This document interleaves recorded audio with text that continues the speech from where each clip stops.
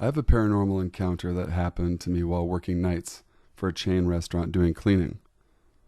I'm not that great of a writer, so I'll try my best. Haha. Alright, so I started working for Cracker Barrel a few weeks ago. I was hired on as night maintenance, which requires that I clean the entire building a few nights a week. Also, I want to note that you are locked in a building at night, and the alarm is set, so leaving really isn't an option. I had trained a few nights with one of the other night personnel, and everything seemed to go fine. It was a little creepy at night, but it was a job. Now, I had asked the gentleman who was training me if anything paranormal had ever happened to him, and he said nothing he could think of off the top of his head. This guy was 65, so I don't think he knew anything going on around him. So finally, my first night of being alone was upon me. I got to work and started my nightly tasks. Around 11:30 p.m., the manager and I did a whole sweep of the store. Then he was done for the night.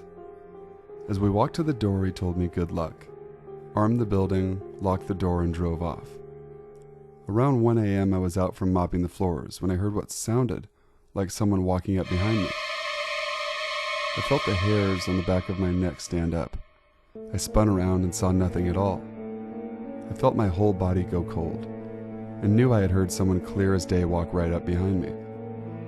And just so people know, I've never had any sort of ghostly encounter in my life. So immediately I tried to explain it away and went back to mopping. About maybe a half hour later, I'm in the kitchen sweeping and mopping the floors, when literally a ladle was thrown down the front server. All of the ladles are hung up in the back near the walk-in. This one I couldn't explain away. I mean, it didn't make sense that a ladle could slip off its holder, travel 15 feet, turn sharp left, and go down the server line. At this point, I was starting to get freaked out. Now, I'm 6'3", 300 pounds, and it takes a lot to freak me out. The manager wasn't due in until around 4 a.m., but it couldn't come soon enough. As the night continued, it was probably 3:30 a.m. I'd gone back out front to finish the last bit of mopping in the store section. Once again, I'm out front doing my thing when I hear metal on metal hitting in the kitchen. Then it just stops out of nowhere.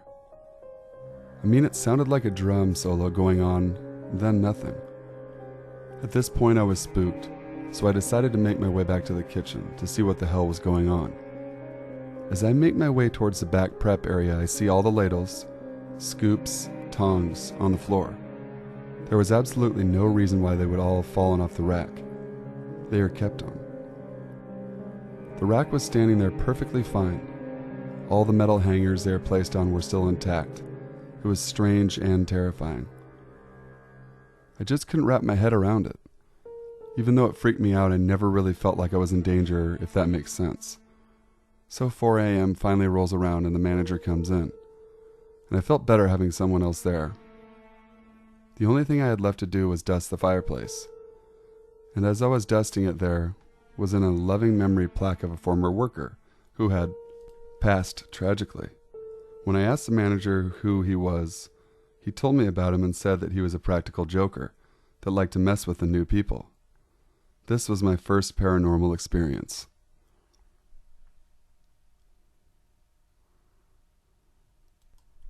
This story is a long one, and to properly recount it, I must begin in high school. Let me start with some background about myself. I'm a 23-year-old lab technician working at a startup company in the Midwest. While in high school and early in my college career, I worked as a service clerk and head trainer for a Walgreens near my house. The store manager was a close friend of my father's, so I had been working there since the day I turned 16. Most of my life I have believed in the supernatural. Throughout my high school days, some friends of mine and I had decided we were going to go ghost hunting like they do in the TV shows. We went to supposedly haunted places and spent a lot of time trying to find anything with the cameras and recorders we had. But in all the time we spent looking for the occult, we never found anything. One Sunday morning at Walgreens, I had to explain to my boss/family friend that I was tired because I had spent the night previous driving out to the middle of nowhere to investigate a haunted graveyard. To my surprise, my manager revealed to me that the store we were in was, in fact, haunted. Naturally, I wasn't going to believe him without some proof. Later that day, there was a lull in activity in the store, so he decided to show me some security tapes of locked doors opening by themselves, carts moving slightly, and items falling off the shelves. Being a professional ghost hunter myself, I didn't think much of what he had shown me, and figured he just wanted some excitement in his life, so he made up this whole fable and latched onto what evidence he could support it. The idea of my store being haunted fled my mind, and did not return until the next summer. One Saturday morning, a terrible storm ripped through my small town, and knocked out power for the entire half of the county. Unfortunately, I was working the front register that morning, so we had to shut our doors and close the store. We had only one party in the store, and it was an elderly group of 4, waiting to pick up their prescriptions before church, despite the pharmacy not having opened yet. While the storm raged on, we had to keep these folks in the store and make sure they were comfortable and safe. We located them as far from any windows as we could, and had the cosmetics girls sit and just accompany them and attend to their needs. This left my manager in the office trying to phone down the district manager to determine if we should open up again without any power, which we thankfully did not. The remaining 2 employees were myself and the photo technician. He and I were good friends, as he was a year older than I, and I attended the same high school as me.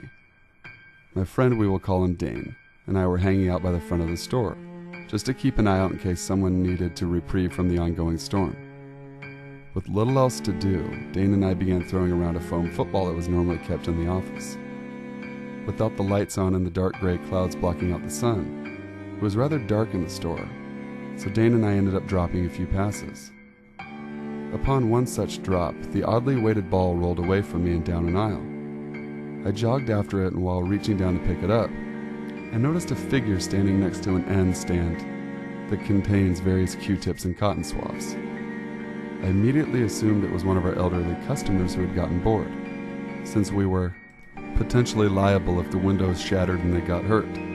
I called out to what I assumed to be her, and I asked her to return to the pharmacy waiting area where the others were seated. The reaction I received gave me goosebumps. The figure tensed up noticeable and hunched slightly. It swiftly turned towards me and just stood there. Realizing it wasn't a customer, I focused and tried to make out what it was. The humanoid figure was clothed in a large hooded black jacket that covered it from head to mid-calf. I could make out no features on its face, as its hood was pulled over its head. Its bare skin seemed to be also human in nature, but bloated with leathery and cracked skin. Again, I couldn't see clearly, so my imagination may have filled in the blanks to compensate for what my eyes couldn't see. The creature and I stood motionless for a while. When Dane rounded the corner to come out and look what was taking me so long. When he saw it, he had the same initial reaction and asked if she needed anything. As soon as he asked, that creature turned and ran towards the back of the store with impossible speed. My natural reaction was to get my manager and make sure the old folks were okay. But Dane used the fact that I was a rugby player who wanted to look big and tough against me and taunted me into going after it with him. We followed it into the back hallway where there were 5 different doors we could search behind. 2 were the bathrooms, 1 was a broom closet, 1 was a stockroom, and the last was the employee break room. The hallway carried the awful stench of rotten eggs. We had seen enough horror movies to know that whatever we did, we needed to stick together. We quickly swept the bathrooms and broom closet and confirmed that we were empty. The stockroom was locked and too large and dark for us to search alone, and without power, so we decided we were going to storm the break room and then go inform our manager. I led the charge into the break room, and despite being over 6 feet tall and over 250 pounds, I was terrified of what we could find behind the door. I pounded the door open with my shoulder with Dane close at my back. He had his flashlight app on over my shoulder so we could see what was inside. The room was a complete wreck. It truly looked as if the storm had snuck in and destroyed this room as well. The contents of garbage were all over the floor, as were the contents of the employee fridge. Here, the stench of rotten eggs was even stronger. Food and garbage all over the place, but on the table, drawn in barbecue sauce, was a large cross with a circle on top. At this point, we were freaked out, and to make matters worse, we heard a soft chuckling coming from the stockroom next door. We did the only 2 things we thought sensible. We ran for our lives. We ran out the back into the office to recount to Tale, our manager. I won't discuss the details, but the events of the day were swept under the rug by the store management. And without the security cameras on, we had no way to prove our story. This was my last summer at that store, and wanted more than anything to forget that surreal encounter, so I put it behind me. 5 years later, I had succeeded in forgetting about the incident, and I'm currently living with my girlfriend and 4 of our friends. 4 of us, including my girlfriend, were home the other night when a storm passed through. My girlfriend does not do well in storms, so I stayed up to watch some Netflix with her. At about 1 a.m, we had both dozed off, but were quickly woken up to sounded like a marching band parading through the house. The commotion came from downstairs. I leapt over my bed and ran to the stairs where 2 of my other male roommates were also looking down to find out what had caused the loud crashing noises. We turned on all of the lights and found our kitchen to be an absolute mess. All of our alcohol had been thrown on the ground. Our garbage had been turned upside down, and both of our refrigerators had been emptied onto the ground. What made my skin crawl was a combination of rotten egg odor and a cross with a circle on top drawn on the breakfast bar and vanilla yogurt. I am terrified that this is going to be a recurring event, and I have no idea what to do. Please help. Well, this is the first story I share on the internet, which makes me kind of anxious. I'm from Venezuela, and I never had any encounters with the paranormal up until I turned 12, and weird stuff started happening around my house. It was a pretty dark time for me, but I digress. As a little backstory, me and my family have been living in the same old house ever since I was a little kid. It is a great place for a kid to live, or so I thought. It's a really big house and it has 2 floors. My grandparents live on the lowermost floor, and me and my mom live on the uppermost floor. During my childhood, everything was fine and dandy. I had a few friends, and I was, for the most part, a pretty chill kid. Sometimes around my 12th birthday, I began to really feel uncomfortable in my room. Whenever I'd go to sleep, I would have a terrible sense of dread coming from one specific corner in my room. I would feel really anxious for some reason, but I wouldn't tell anybody because I feared they'd think I was crazy. And I especially didn't want to tell my mom. She's a real moody woman and doesn't like her time being wasted on silly things. But one day I gathered enough courage and asked her if she believed in ghosts and that sort of stuff. But she didn't reply and had this very annoyed look on her face, as though saying, "I can't believe you're wasting my time." And I never asked her about it again. Fast forward to when I was 15. I was laying on my bed listening to some music and just relaxing.